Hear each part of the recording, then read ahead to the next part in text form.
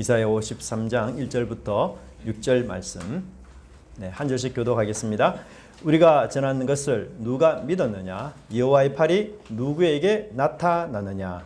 그는 주 앞에서 사람들을 일어나 숨같고 마른 땅에서 나온 뿌리 같아서 공활도 없고 웅채도 없은즉 우리가 보기에 흥분할 만한 아름다운 것이 없도다. 그는 멸시를 받아 사람들에게 버림받았으며 간고를 많이 겪었으며 질고를 아는 자라.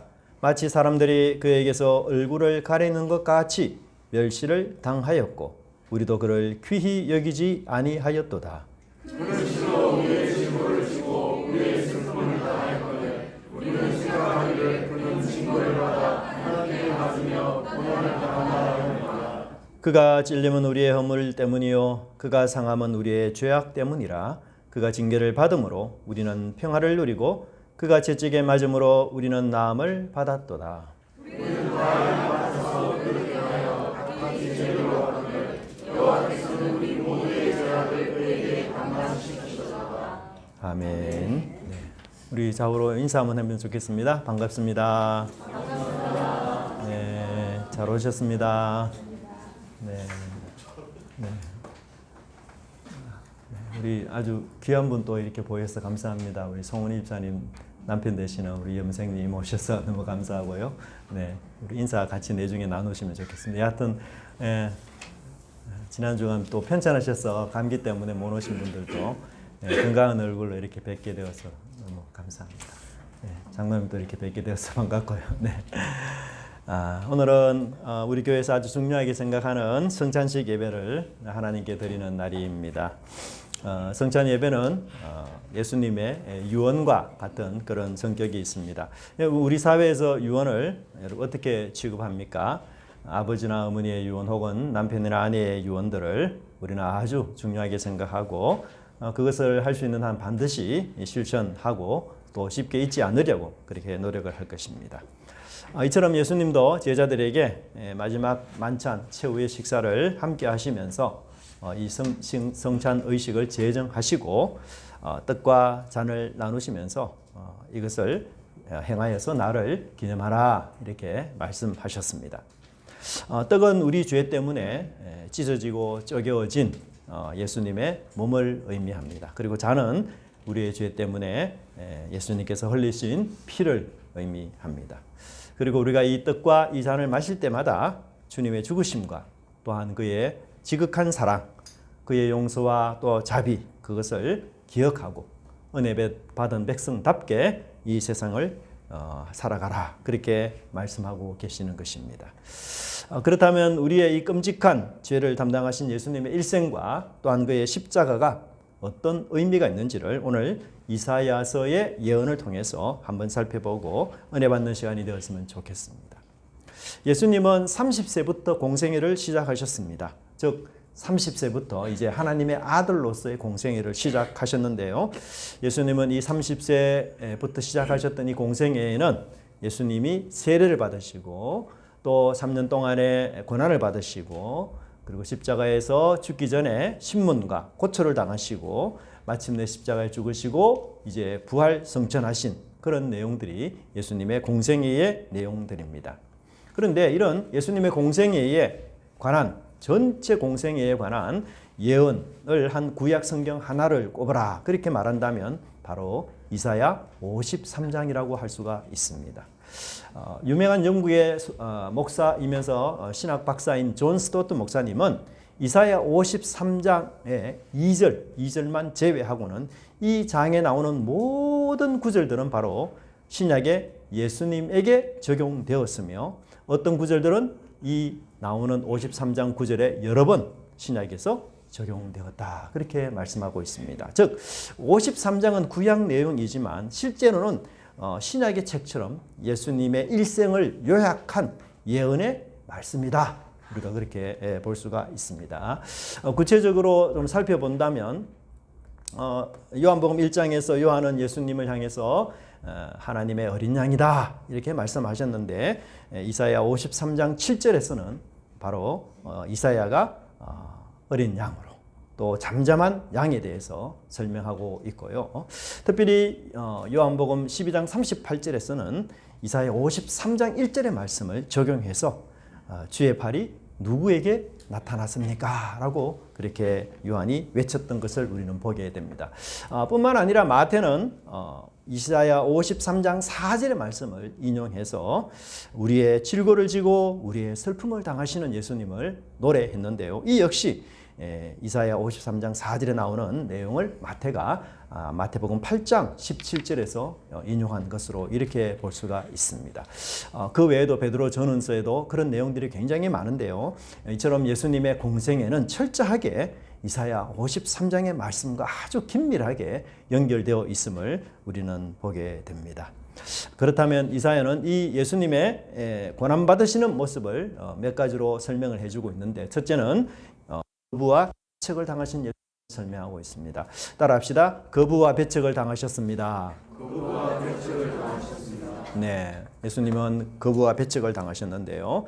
2절을 보시면 예수님의 외모는 고운 모양도 없고 풍채도 없었다, 그렇게 이야기하고, 사람들이 예수님의 겉모습을 보고서는 흠모할 만한 그런 모습이 전혀 아니었고 주목해서 다시 볼 만한 그런 인물이 전혀 아니었다, 그렇게 설명합니다.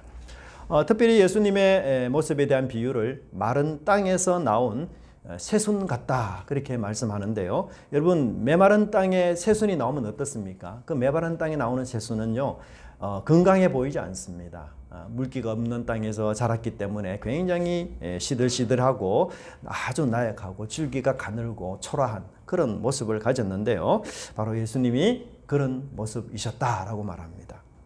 사람들은 외모를 보지 않는다고 말하지만 그러나 절코 그렇지 않습니다. 외모에서 굉장히 영향을 많이 받고요. 아무리 재능이 탁월한 사람이라 할지라도 이 외모가 사람들에게 비호감을 준다면 좋은 평가를 받기는 참 어려운 이런 시대에 우리는 살고 있습니다. 제가 한때 아시아연합신학교에서 이 묵상으로 시간 강사를 하고 있을 때에 한 자매가 있었는데요. 이 자매의 얼굴이, 죄송한 표현이지만 질병 때문에 그 얼굴이 굉장히 기형적으로 생겼습니다. 얼굴 한쪽에 이렇게 혹이 굉장히 불룩하게 솟아올랐는데요. 똑바로 이렇게 쳐다보기가 민망할 정도로 얼굴이 많이 이렇게 일그러져 있었습니다.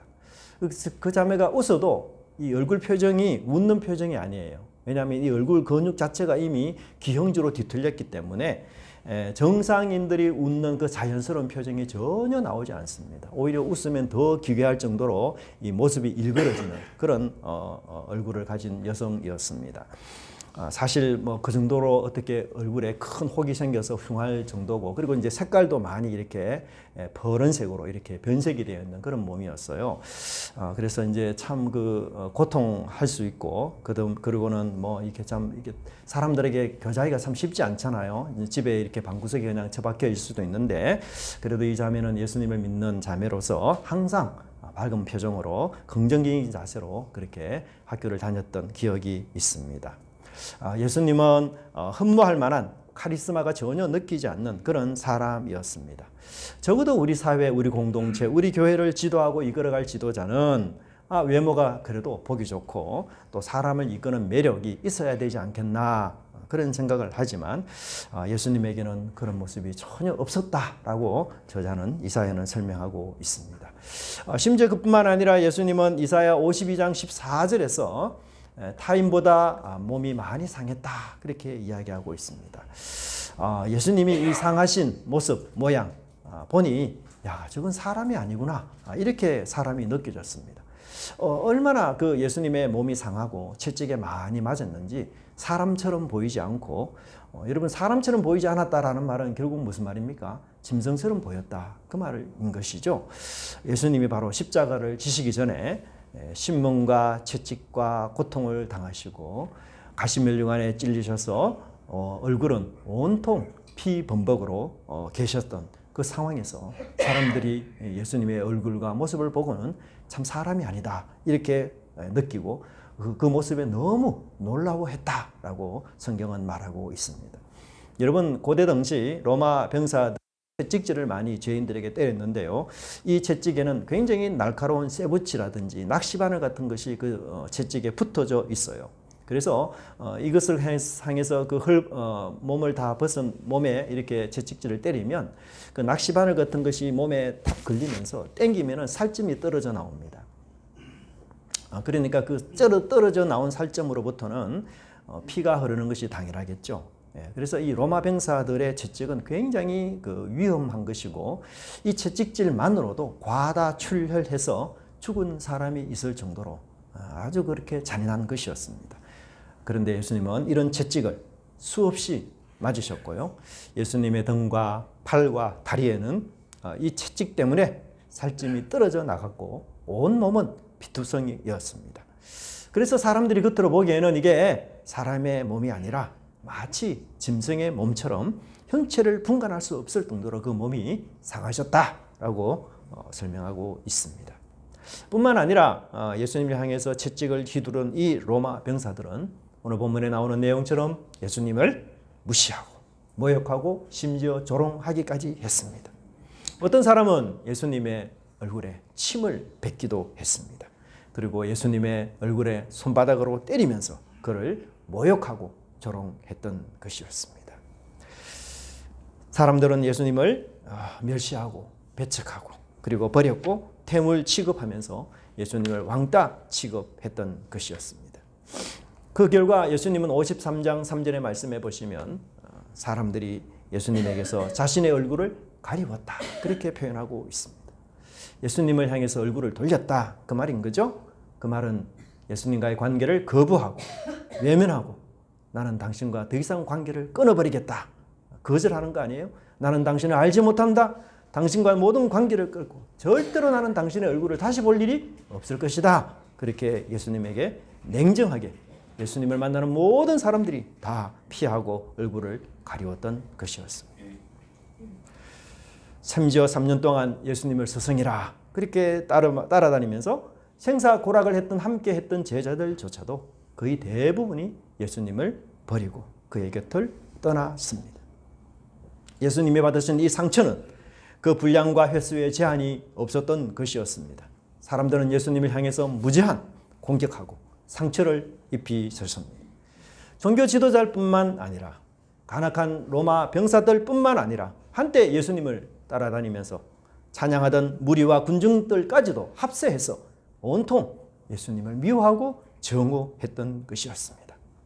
예수님은 그들의 눈에 보기에 장덩어리였고 이 세상에서 없어져야 될 그런 간악한 죄인으로 그들은 분류했던 것이었습니다. 그래서 죄인들은 이 무지한 예수님에게 하고자 하는 모든 폭력과 하고자 하는 모든 욕설과 모든 멸시를 무제한적으로 다 쏟아 부었던 것이었습니다. 하지만 예수님은 원래 어떤 분이셨습니까? 그는 발에 끌리는 옷을 입으신 분이요 가슴에는 빛난 찬란한 금띠를 띤 왕중의 왕이요 만왕의 왕이신 분이십니다. 그의 외모는 빛나는 광채로는 눈이 너무나 부셔서 볼 수 없는 그런 외모를 가지신 분이셨습니다. 머리와 털은 흰 양털 같으며 새하얀 눈과 같은 그런 분이었습니다. 여러분 겨울에 하얀 눈을 보러 산에 갈 때에 챙겨야 될 필수 장비가 여러분 무엇인지 아십니까? 그것은 바로 고글입니다. 선글라스를 반드시 껴야 됩니다. 그렇지 않으면 하얀 눈에 비치는 이 햇빛 때문에 시력을 다 잃게 돼요. 예수님은 사람들이 감히 눈을 들어 쳐다볼 수도 없는 그런 빛나고 광채나는 분이셨고 그의 얼굴은 해가 힘있게 비치는 것처럼 그렇게 광채가 나는 얼굴을 가지신 분이셨습니다. 그래서 부활하신 그 분을 볼 때 요한은 엎드려져 죽은 자처럼 그렇게 자신이 처해졌음을 고백하고 있습니다. 예수님은 죄인의 구원을 위해서 이토록 위엄과 광채와 영광을 다 버리시고 이 땅에 오셨습니다. 그리고 자신이 피조한 만든 인간의 몸으로 이 세상에 오셨을 뿐만 아니라 인간 이하의 취급을 받으면서 짐승과 동물의 취급을 받으면서 끝내는 십자가에 달려 돌아가셨던 것입니다. 왜 가장 거룩한 분이 가장 부정한 취급을 받아야 했을까요? 왜 가장 사랑이 많으신 분이 왜 극심한 미움을 이렇게 받아야만 했습니까?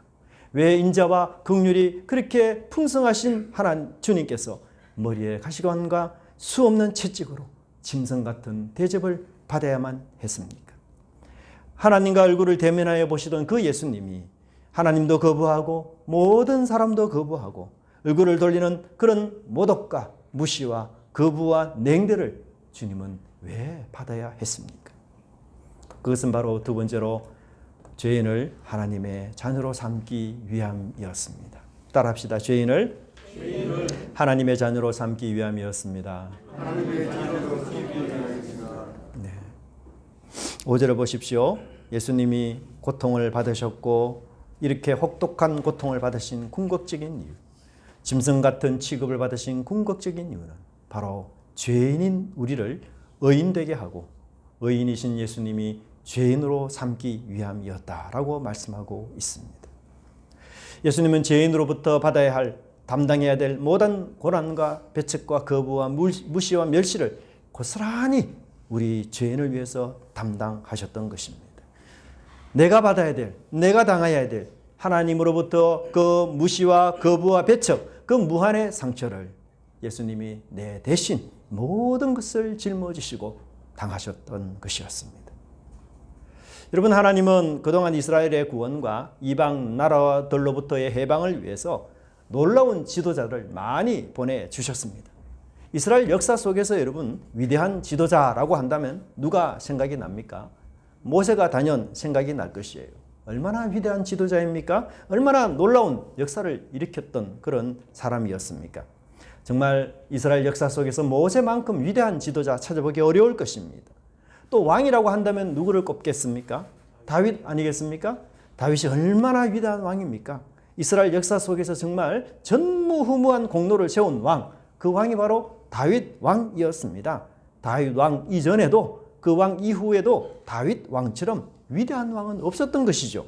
그래서 이스라엘 왕들 가운데 다윗 왕은 하나의 모델이었습니다. 그런데 우리 죄를 해결하기 위해서는 하나님께서 누구를 보내셨습니까? 바로 하나님의 아들이신 예수님을 보내주셨습니다. 이스라엘 역사 가운데 위대하고 놀라운 지도자들이 그렇게도 많았지만 그러나 이 죄의 문제에 관해서는 그들이 결코 해결할 수 없었던 것이었습니다.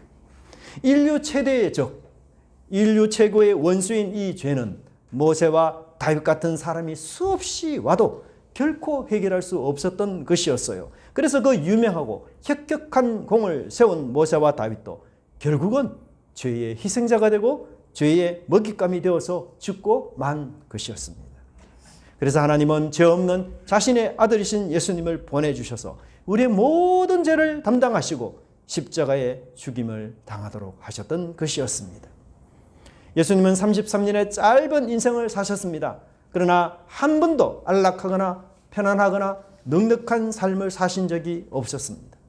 예수님은 태어날 때부터 따스한 방에서 태어나지 않으셨습니다. 여관방에서, 남의 마국간에서, 밥에서 태어났습니다. 구유가 예수님의 바로 요람이었습니다. 여관방을 구유에 태어나신 것입니다. 새로운 생으로 태어난 누리, 그 당연한 누리 못해 땅에 태어났습니다. 통일의 하나님으로 태어났습니다. 나의 열반 노예와 공나라의 신하로 태어났습니다. 그런 하나님이 아니라 그래서 좋은 모든 조건을 세계에 이루게 되었지만 가장 향한 일, 강을 선